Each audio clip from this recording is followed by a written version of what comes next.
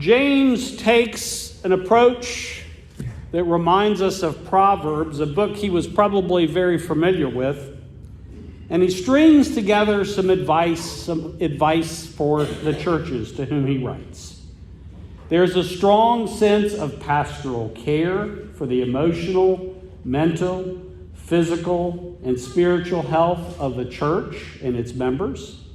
He recommends in very quick order honest and trustworthy speech, prayer when suffering, praise when cheerful, prayer for the elders when one is ill, and confession of sins to one another.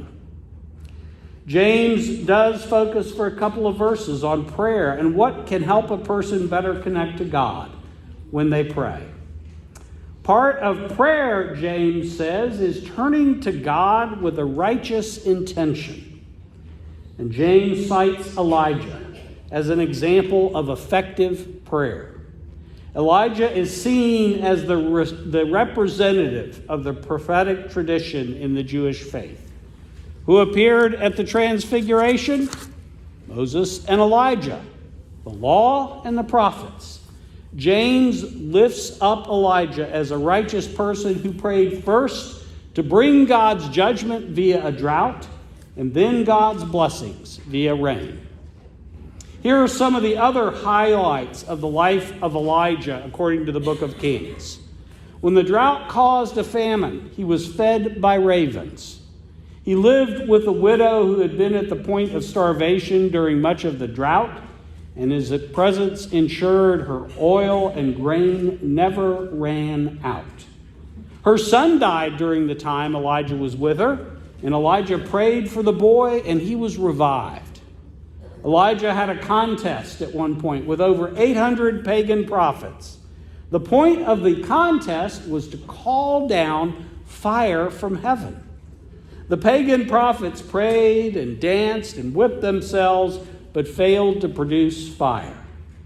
Elijah prayed, and fire fell, consuming his water-logged sacrifice.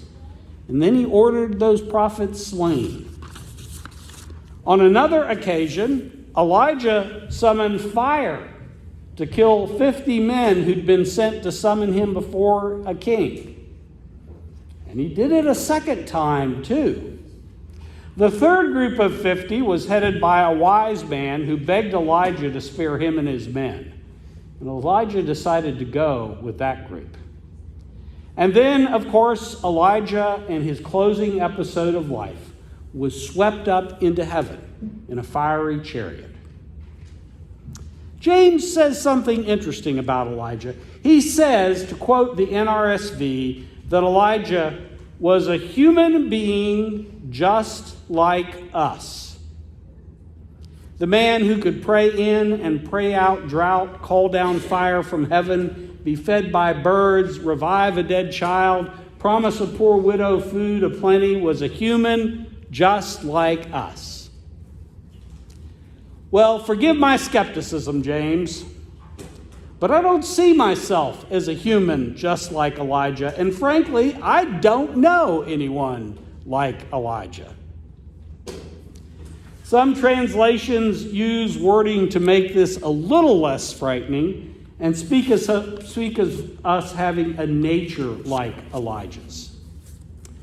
But there's another story about Elijah, which I didn't mention, that might make him more approachable. Following the contest with the prophets of Baal, Elijah told King Ahab that God had decided the drought would end. And Ahab returned to his wife Jezebel, yes, that Jezebel, and told her all about the fire from heaven and the killing of prophets.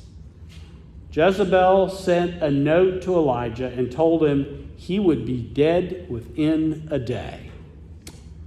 Elijah, who had stood up to the prophets and stood up to Ahab, was struck with fear of the coming assassins and fled into the wilderness.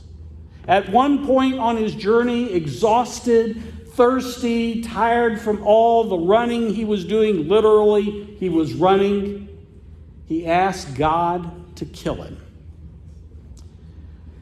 Elijah eventually went to the wilderness and hid in a cave near Mount Horeb. And God came to him and asked him, "Elijah, why are you here?" Elijah pointed out all he had done for God and said now that he was the only one left in all of Israel who was faithful. Turns out, Elijah had himself a pity party, just like we do at times. And I don't mean that to be derogatory of Elijah, but rather to help us see his humanity. Given a big job to do, Elijah responded bravely and even audaciously at times. But he also had his moments when the work and the calling and the circumstances he faced were more than he could handle. And he just broke down and wanted to hide. That's an Elijah we can understand and find relatable. Most of us have reached a point in life where we have tried and tried and tried to do what we believe we should do, and sometimes even with positive results, but we find still it doesn't seem to be enough. Perhaps we even felt as overwhelmed and depressed as Elijah did, wishing that life would not go on. Elijah also felt fear. We probably think a person who could call down fire and be miraculously fed would have nothing to fear, but Elijah did have things he feared. In particular, he feared one person, evidently. He feared Jezebel.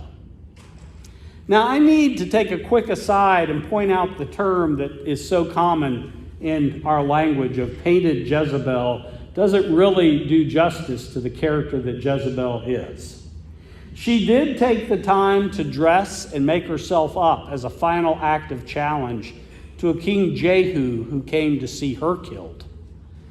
Elijah feared Jezebel for very good reasons. She was a political force, the power behind the throne for Ahab, a woman who had persecuted and killed other prophets of God. She was a schemer who encouraged Ahab to falsely accuse a neighbor, Naboth, of blasphemy so he would be killed, and Ahab could then claim his vineyard he wanted. Elijah condemned Ahab and Jezebel for that and prophesied their demise. But in so doing, Elijah realized he'd made an enemy of a powerful political force who wasn't afraid to use violence and even to kill. And that wasn't Ahab. That was Jezebel.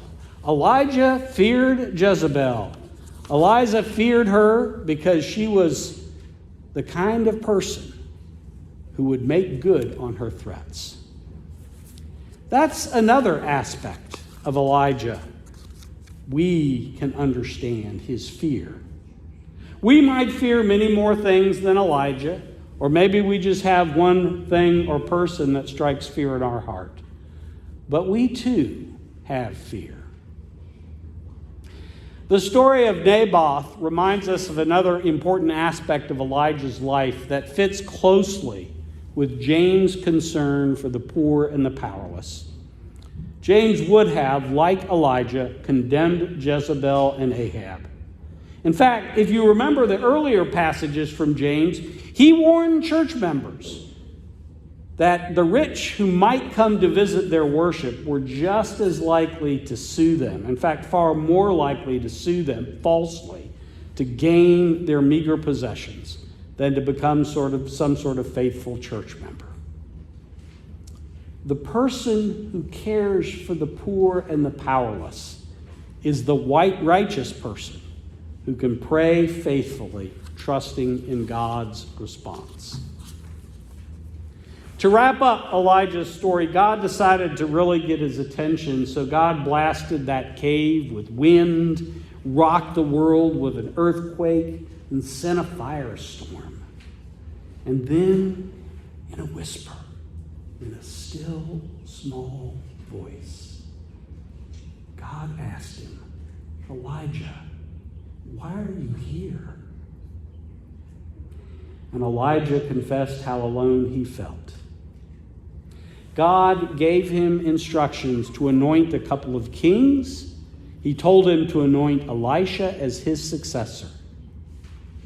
Turns out God did hear Elijah's prayer that the burden, the mantle he wore as a prophet, be passed on to others. So pray like Elijah.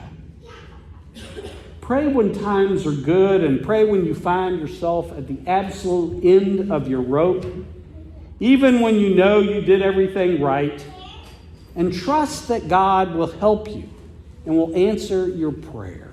Make those prayers for yourself and make those prayers for others who are in desperate need. Trust that God will answer your prayer, even if you have to pass through storms and earthquake and fire.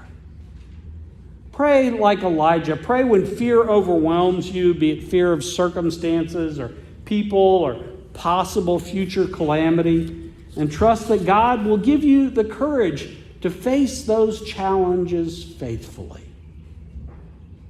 Pray like Elijah. Never hesitate in your commitment to the gospel that compels us that we care for the poor and the powerless and the downtrodden and those others reject. Even if your actions bring you to the end of your hope or places you in the path of your greatest threat, stay committed to making the world better for those who suffer. Pray like Elijah, knowing that God will lead and guide and answer your prayers for others and yourself. Amen.